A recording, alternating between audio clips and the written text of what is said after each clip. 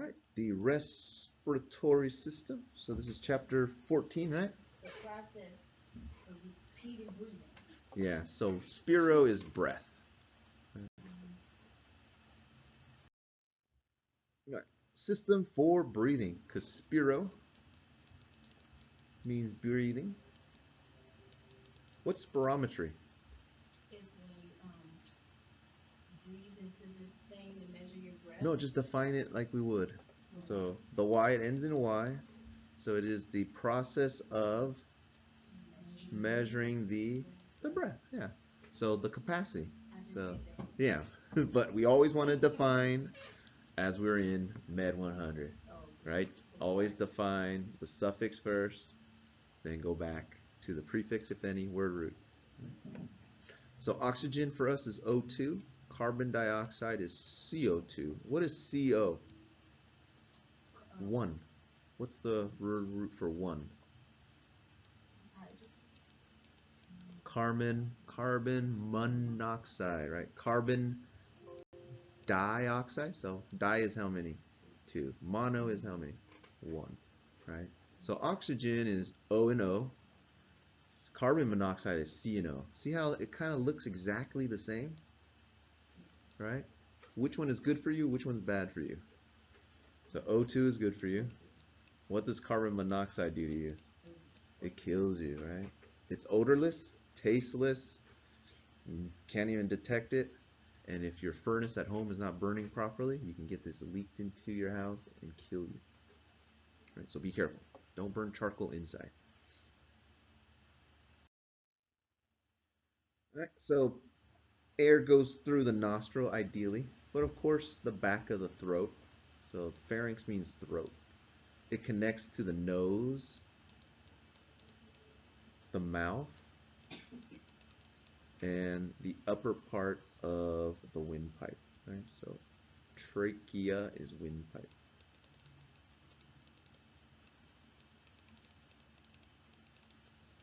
What's your voice box called? So the way I remember is when you get laryngitis, what happens? You lose your voice. So voice box laryngitis. Helps me remember. So in your nasal cavity, you have a lot of surface area and a lot of mucous membranes to heat up the air and to moisturize the air. Right? Very important, 2 things. It's about 70 degrees Fahrenheit. What is it inside your body? Inside your lungs. So it's about 100 degrees. So that's 30 degrees, and it needs to warm up in your nose. Or it might be very irritating to your lungs. Any asthma sufferers? What happens when you're breathing cold air if you're an asthma sufferer? It might trigger an asthma attack. So the nose need to heat up 30 degrees worth of temperature difference. You got your heart right here. Which lung is bigger, left or right? Which side of your heart's bigger, left or right? Uh-oh, we did this last week. We did this a couple days ago. Your heart. Okay, so your lung. No, this is always, remember, anatomical position unless otherwise stated, right? So which lung is bigger? The right lung. Why? Because of, and the heart is going toward the left. yeah, because the left side of the heart is bigger, right? So the left side of the heart takes up a little bit. So I'm exaggerating the heart here. So you're correct. There's 3 lobes here and 2 lobes here. So on the left side of the heart, it takes up a little bit of lung space. So the left lung's a little bit small.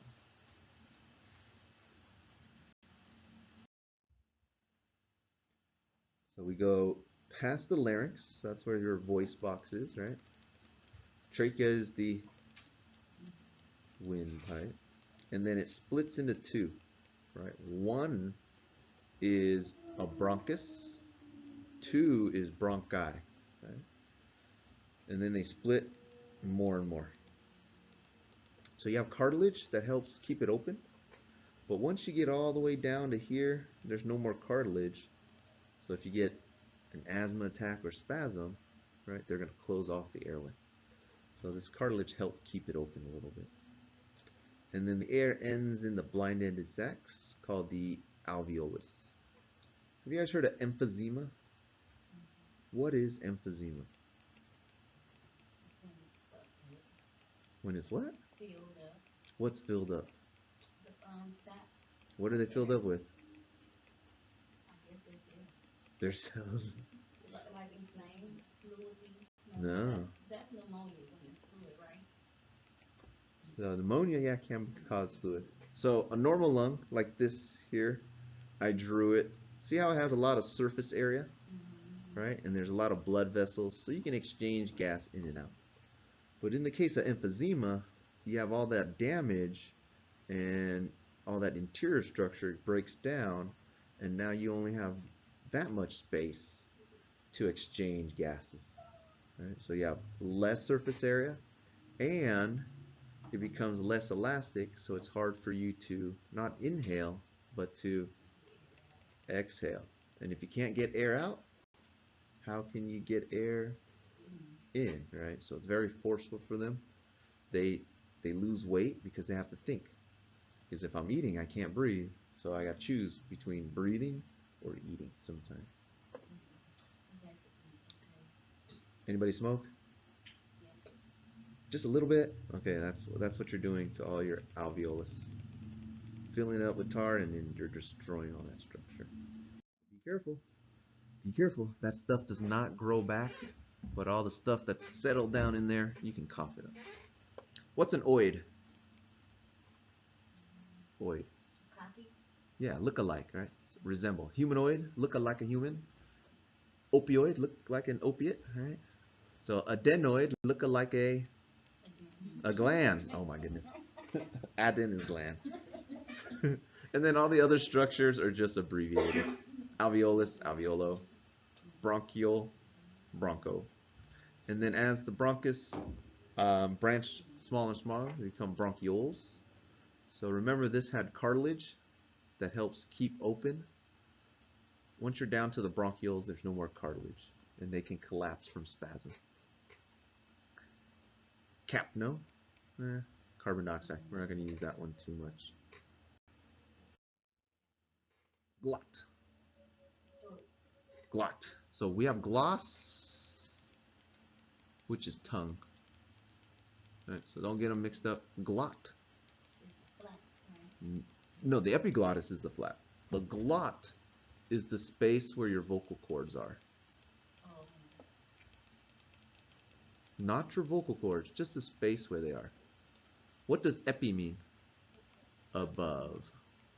So the structure that is right above this, so here's my vocal cords, they're going to slam together.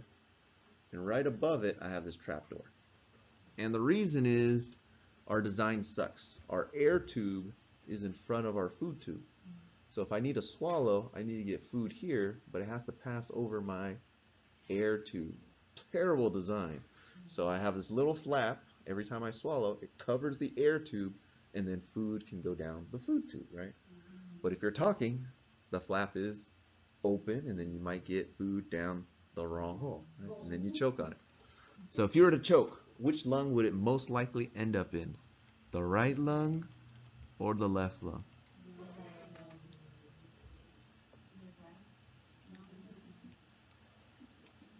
50-50 chance. Always 50-50 chance in this class. So let me draw it here, exaggerated. All right, which side do you think it's easier to get into? The right side or the left side? Yeah, because the left side, remember, the heart is bigger, so there's like a little bit of a detour, and the right side is more like a straight shot. So that's most likely where I'll listen for the object first. Mediastinum, that's the space where the heart and the esophagus and the windpipe is. Nasal, right? Nasal for nose. Your nares are your nostrils. Oral for mouth, we had that already. Pharynx, what's pharynx? The throat. There's three parts. It connects to the nose, connects to the mouth, and it connects to the laryngeal. What's your larynx? Loisvox. Right. So it connects to all three parts. Phone sound. Friend. Friend means a wall. That's what it literally means. So your diaphragm creates a wall between your thoracic cavity and your abdominal pelvic cavity. Friend. Pleura is the space where the lungs are, not the lungs. Right? Pleura equals the space where your lungs are going to be. Pneumo is air or lungs. Rhinorhinose, rhinoplasty, repair of the nose. Spiro's breath, stealth, we already had, stethoscope. Thorax, tonsils, easy. Oh, 2 L's. Ooh, 1 L. Tonsil, 1 L. Here the word root, 2 L's. So the opposite of splen and spleen. Upper and lower respiratory tract. Which one is more dangerous? An infection in the upper or lower? Lower. Lower, yeah. So once it's into the lungs, it's very hard to treat. Which comedian died from pneumonia? I think it was only in his 50s. Mr. Bernie? Bernie Mac. Yeah, he had I think it was ammonia, smokes a lot, so I guess complications. So when you get older, the elderly get lung infection, it's really dangerous. All right, where's the space? The vocal cords slam together. What's that space called? Glot. Glot. What's the tongue? Gloss. Right? Where do you put gloss? Closer to your tongue, I guess. One way to remember. Glot. So the vocal cords will slam there, and then the epiglottis is that flap right above it. So you got true vocal cords, and then the supporting structure are your false vocal cords. Zoom in on the alveolus sacs. So here you got the capillary beds, and it's very thin to allow for gas exchange. So we want O2 in and CO2 out. And that's happening simultaneously.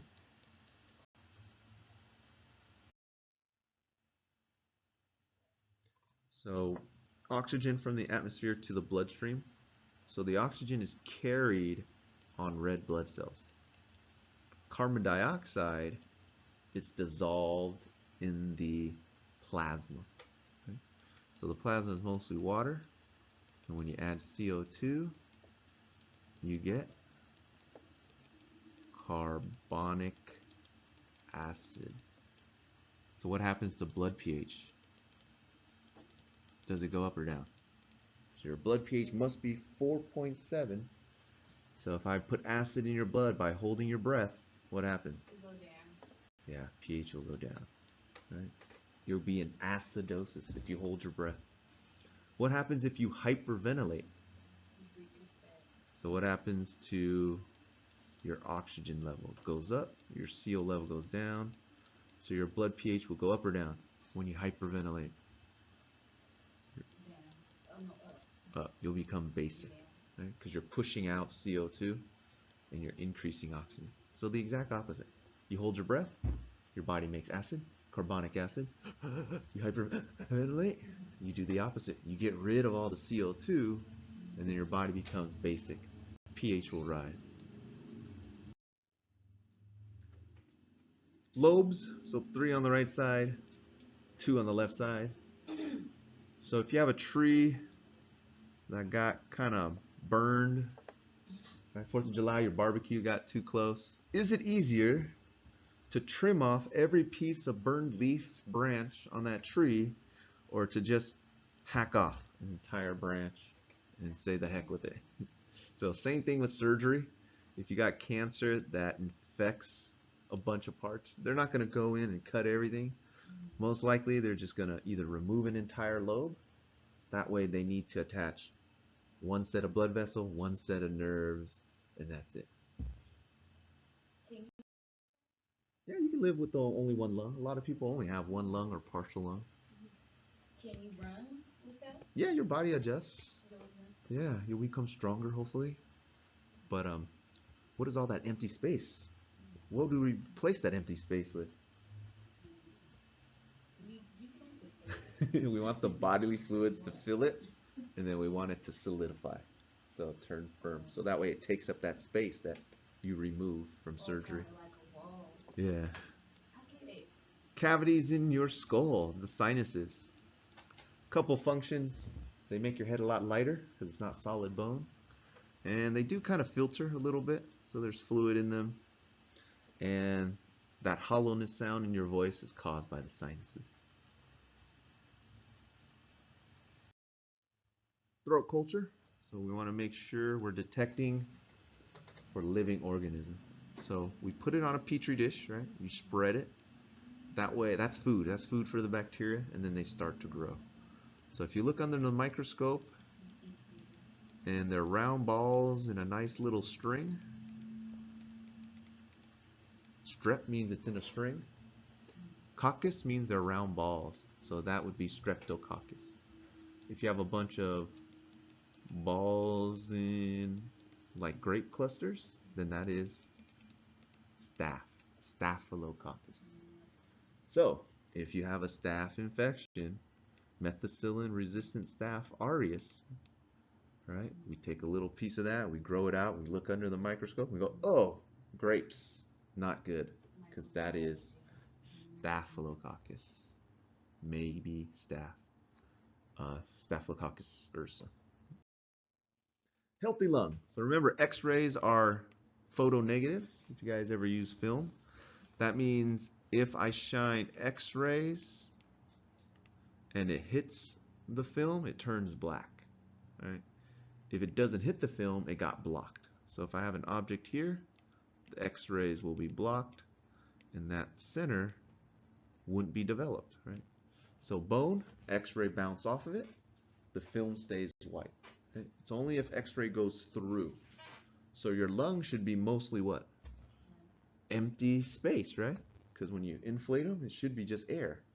So the X-ray can go through your lungs, hits the X-ray, and become black. So now when you shine X-ray through this person's lung, it's not passing through this massive infection. There's bacteria, mucus, that's blocking the X-ray from getting through. Right? So we'll detect tuberculosis with which screening? You guys had your TB screening? The bubble. Yeah, the bubble on your arm creates a wheel, aka hive. Right? So it's called the PPD. That stands for purified protein derivative. So what they did was the tuberculin bacteria, we extracted some of their proteins, right? That causes a reaction. So we take this and we put it under your skin. So what does it mean if you have a reaction? You have what? Do you have TB? What do you have? What does it mean you have? You carry it? Oh, I'm a carrier? There's a, what, huh? What do you have? Your mystery? They isolate you. They say no to you. All they're detecting is for the antibodies, right? The only way you get antibodies for TB is if you've been exposed previously. So they're only detecting for previous exposure, not current exposure. So if you become positive or PPD the first time, the follow-up is the chest X-ray. Right?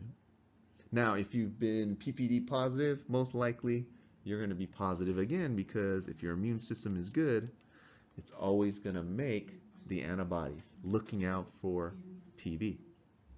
So to recap, they take the tuberculosis, they purify what causes the immune response. In this case, it's protein. So the purified protein derivative is placed under your skin. If there is no reaction, your body has no idea what that stuff is, that's good. You've never ever been exposed. But if your body reacts to it, that means you've been exposed before. That means it could be a current infection or one that you fought off in the past. That's all it means. That's all it confirms. What's your pharynx? Throat. Inflammation of it. What's rind? Inflammation. So sometimes like a runny nose, they'll call it that. Here we got inflammation of the larynx, which is your voice box, windpipe, and airways, right? Your bronchos. Adenoid, inflammation of the gland-like structure, right? Looking like a gland. This is inflammation of the lung, pneumo's lung. Yeah, so pretty easy. These are all inflammation. What's happening here in pleurisy or pleuritis? The space is inflamed. Yeah, so the lung needs to slide inside the chest cavity easily as it inflates and deflates. But if you have an infection, it sticks to the inside of that cavity, and when every time you breathe, it hurts. So very painful. Disease and disorders. Cystic fibrosis. So this affects mucus. Where is there mucus production in your body?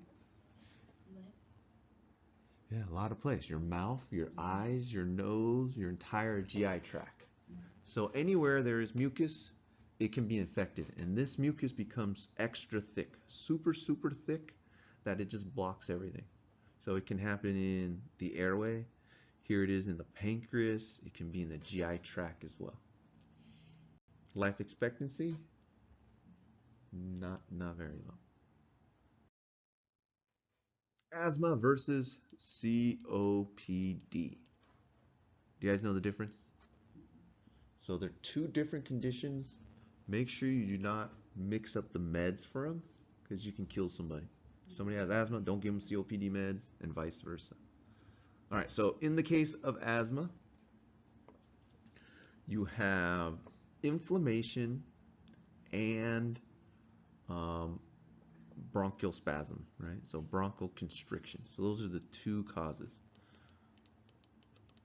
Constriction of the bronchioles and inflammation.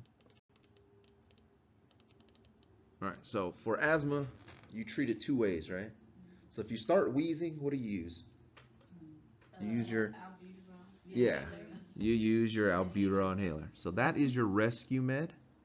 That's going to work on airway constriction, bronchial constriction. So suddenly you get an asthma attack, your airway closes off, use your inhaler, and hopefully that opens it up. So that's your rescue inhaler, right? Your bronchodilator. Now, for inflammation, we're going to give you your maintenance med. How often do you use your maintenance med? It's usually just once a day, right? You just take it. And it's usually a steroid. So this steroid reduces your immune system response, which is inflammation. Right? So you take that usually once a day, QD every day. For bronchoconstriction, you use your rescue medication as needed whenever you have wheezing. COPD, the first part of it is emphysema. Right? Now you guys know what emphysema is. Normal lung tissue, lovely pink color. Healthy tissue. And then here we got a tumor. So definitely that would block x-rays. And you would see a white mass on the film.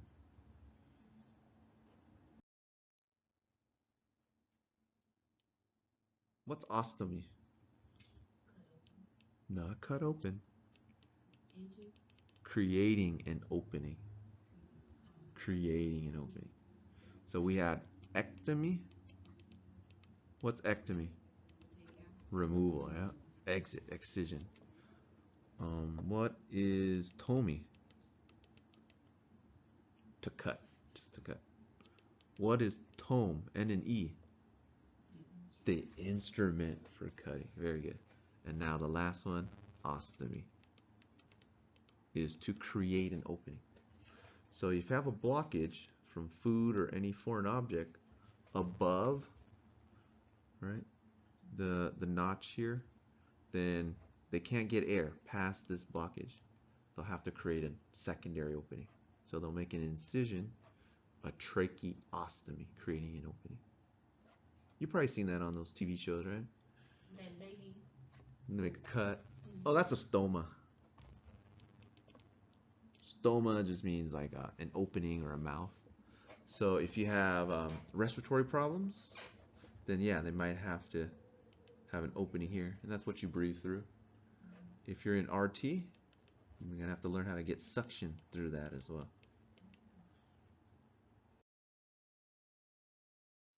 Not too bad for the respiratory system. Go ahead and take a break, and then we'll work on the in-class assignment.